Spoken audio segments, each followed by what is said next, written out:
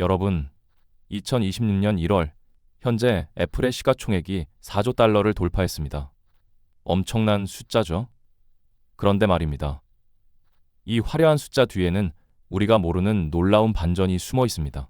중국 시장에서는 5년 만에 1위 자리를 화웨이에게 내줬고, 그토록 강압적으로 대했던 삼성전자에게 이제는 메모리 반도체 물량 배정을 간청해야 하는 상황입니다. 제가 오늘 준비한 이야기는 단순한 기업 비판이 아닙니다. 우리 세대가 직접 목격하고 있는 기술 권력의 대이동, 그 현장을 여러분과 함께 살펴보려 합니다. 그런데 여러분, 제가 이 숫자들 사이에서 발견한 흥미로운 사실이 있습니다. 바로 중국 시장의 상황입니다. 시장조사 전문 기업들의 데이터를 보면 완전히 다른 이야기가 펼쳐집니다. 2025년 중국 스마트폰 시장에서 화웨이가 4,680만 대를 출하하며 점유율 17%로 1위를 차지했습니다. 애플은요, 4,590만 대로 3위에 머물렀습니다. 자, 여기서 잠깐 생각해 볼 게 있습니다. 이게 단순히 순위 하나 떨어진 문제일까요? 천만에요. 화웨이는 미국의 가혹한 반도체 수출 통제라는 엄청난 역경 속에서도 자체 칩 기술을 개발해냈습니다. 더 놀라운 건 중국 내 애국 소비 열풍과 맞물려 메이트 70 시리즈가 데이트를 치면서 애플의 텃밭이었던 프리미엄 시장까지 흔들리고 있다는 겁니다. 실제로 2025년 중화권 매출이 유일하게 떨어졌다고 합니다. 다른 지역은 다 올랐는데 중국만 떨어졌다는 거죠. 이게 무슨 의미일까요? 세계 최대 스마트폰 시장에서 입지가 약해진다는 건 마치 축구팀이 홈구장에서 지기 시작한 것과 같습니다. 처음엔 한두 경기 질 수 있죠. 하지만 계속 지면 팬들이 떠나가기 시작합니다. 그리고 2026년 1월 현재 우리는 그 징조들을 여기저기서 목격하고 있습니다. 자, 이제 정말 재미있는 부분으로 넘어가 볼까요? 바로 폴더블 폰 이야기입니다. 여러분, 혹시 패션은 돌고 돈다는 말 들어보셨죠? 기술도 비슷합니다. 한때는 작고 얇은 게 트렌드였다가 이제는 접어서 크게 쓰는 게 대세가 됐습니다. 삼성전자는 2019년부터 폴더블 시장을 개척해왔습니다. 지금 갤럭시 Z 폴드가 벌써 6세대까지 나왔어요. 그동안 애플은 뭐 했냐고요? 2026년 9월 드디어 아이폰 폴드가 나온다는 소식입니다. 공급망 전문가 제프에 따르면 아이폰 18 프로와 함께 출시된답니다. 7년이나 늦은 거죠. 솔직히 말씀드리면 이건 마치 모두가 스마트폰을 쓰는 시대에 우리는 아직 두 지폰이 완벽하지 않아서요 라고 하는 것과 비슷합니다. 완벽함을 추구한다는 게 때로는 변명이 될 수도 있다는 거죠. 최근 루머를 보면 애플의 폴더블은 꽤 흥미롭습니다. 7.8인치 내부 화면에 5.5인치 외부 화면, 티타늄 힌지로 주름 없는 디스플레이를 구현했다고 합니다. 기술적으로는 분명 인상적입니다. 하지만 시장은 이미 삼성, 화웨이, 심지어 샤오미까지 폴더블로 가득 차 있습니다. 더 심각한 건 인공지능 분야입니다. 여기서부터는 정말 뼈아픈 이야기가 시작됩니다. 애플이 자체 AI 기술 개발에 실패했다는 사실 아시나요? 결국 구글의 제미나이와 오픈 AI의 기술을 탑재하기로 했습니다. 반면 삼성전자는 2년 전부터 온디바이스 AI를 세계 최초로 상용화했습니다. 인터넷 연결 없이도 실시간 통역이 되고 사진 편집이 가능합니다. 제 친구 한 분이 최근 갤럭시로 바꿨습니다. 이유를 물어봤더니 이렇게 말하더군요. 시리한테 뭘 물어봐도 제가 도와드릴게요 하고는 검색만 해주더라. 이제 그 답답함은 못 참겠어. 아이폰의 음성 비서 시리는 2026년 현재까지도 여전히 멍청하다는 비판을 받고 있습니다. 주가 관리에만 집중하다가 소프트웨어 주권마저 경쟁사에게 넘겨준 결과죠. 이게 바로 우리가 2026년 1월 현재 목격하고 있는 애플의 현실입니다. 자, 이제부터가 정말 드라마틱한 부분입니다.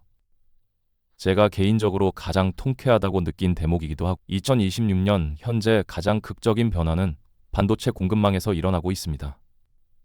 그리고 이건 단순한 비즈니스 관계의 변화가 아닙니다. 권력의 이동입니다. AI 붐으로 고성능 메모리 수요가 폭발했습니다. 카운터 포인트 리서치는 메모리 가격이 1분기에만 40-50% 상승할 것으로 전망했고 2분기에도 20센트 추가 상승이 예상됩니다. 여기서 핵심은 이겁니다. 가격이 오르는 게 아니라 물건 자체가 없다는 겁니다. 돈이 있어도 살 수가 없어요. 이 고성능 칩을 안정적으로 생산할 수 있는 기업은 전 세계에서 삼성전자와 SK하이닉스뿐입니다. 마이크론은 여전히 수율 문제로 고전하고 있고 중국은 기술력이 아직 한참 뒤처져 있습니다. 불과 몇 년 전만 해도 애플이 압도적인 구매력으로 삼성을 어떻게 대했는지 기억하시나요? 너희 말고도 물건 팔 곳 많아. 가격 깎아. 안 그러면 다른 데 갈 거야. 이런 식이었습니다. 삼성 입장에서는 정말 억울했을 겁니다.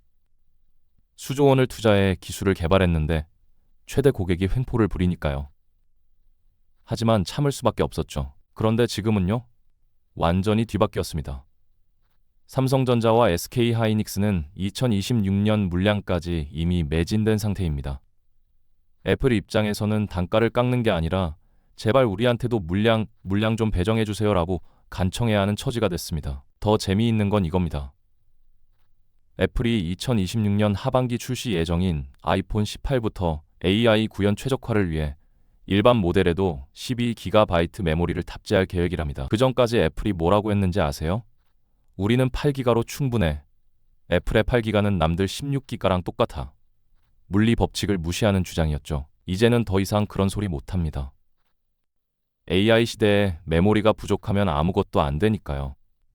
그래서 12기가를 넣겠다는 건데 문제는 이게 메모리 수요를 대폭 증가시킨다는 겁니다. 결국 삼성의 LPDDR5X 주문량이 크게 늘어날 수밖에 없습니다.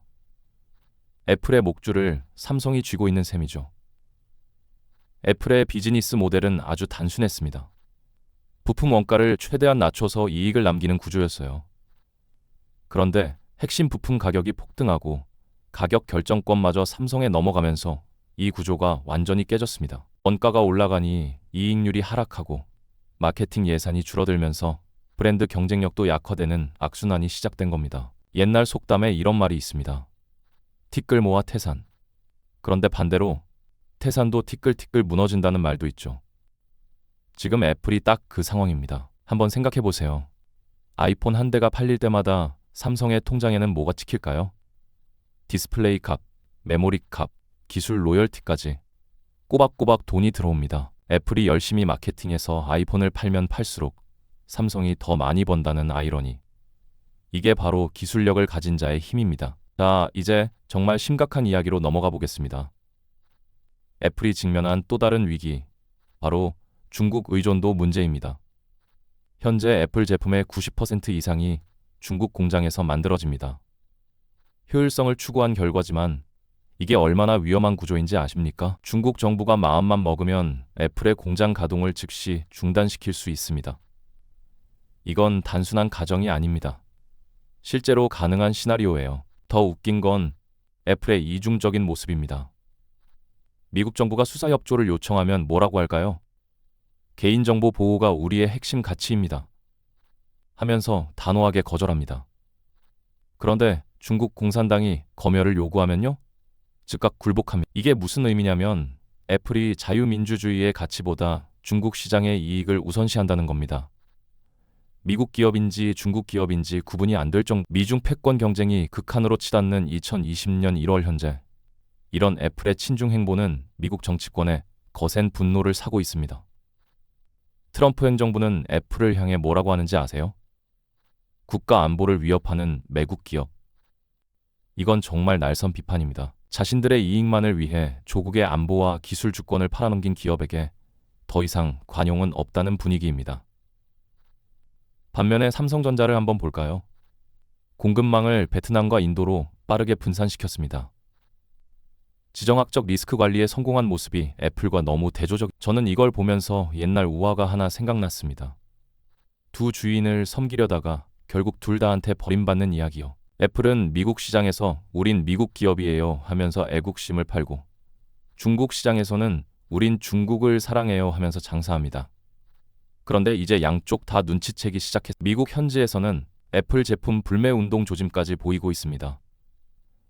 혁신의 상징이었던 사과 로고가 이제는 배신의 상징으로 변질되고 있는 겁니다. 더 큰 문제는 트럼프 행정부의 관세 정책입니다. 관세 충격이 예상보다 클 수 있다는 우려죠.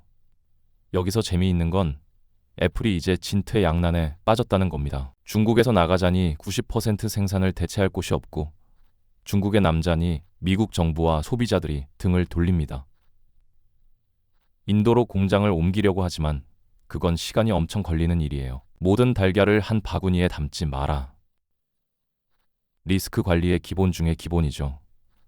그런데 세계 최고의 기업이라는 애플이 이 기본을 어겼습니다. 효율성이라는 이름으로, 단기 이익이라는 명분으로. 결과가 어떻게 됐나요? 정치적 인질이 돼버렸습니다. 이게 바로 2026년 1월 현재 애플이 직면한 가장 심각한 위기 중 하나입니다. 2026년 애플의 모습을 보면서 우리는 정말 소중한 교훈들을 얻을 수 있습니다. 단순히 한 기업의 부침이 아니라 우리 시대를 관통하는 중요한 메시지들, 화려한 마케팅과 감성적 메시지는 소비자의 눈을 잠시 가릴 수 있습니다. 하지만 영원할 수는 없어요.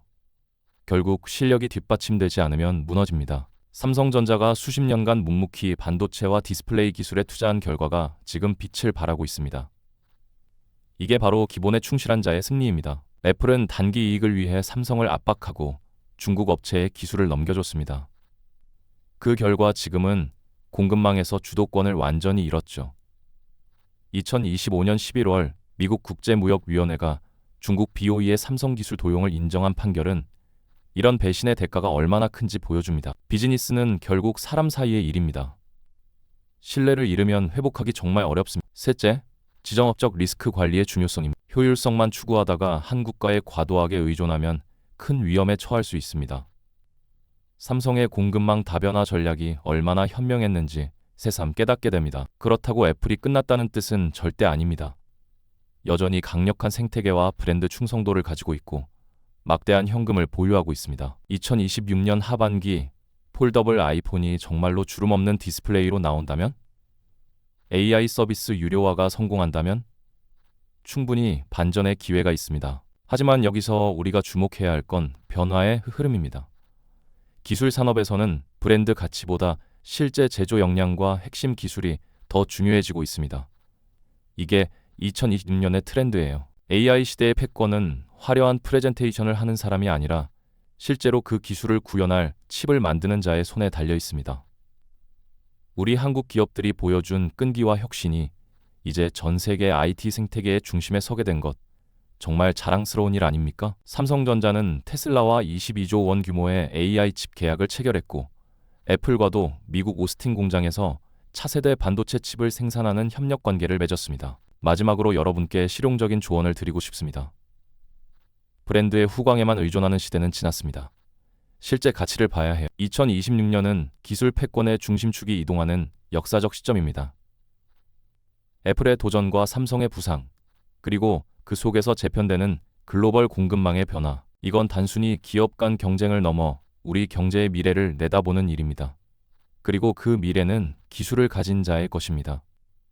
오늘 영상이 여러분께 도움이 되셨다면 구독과 좋아요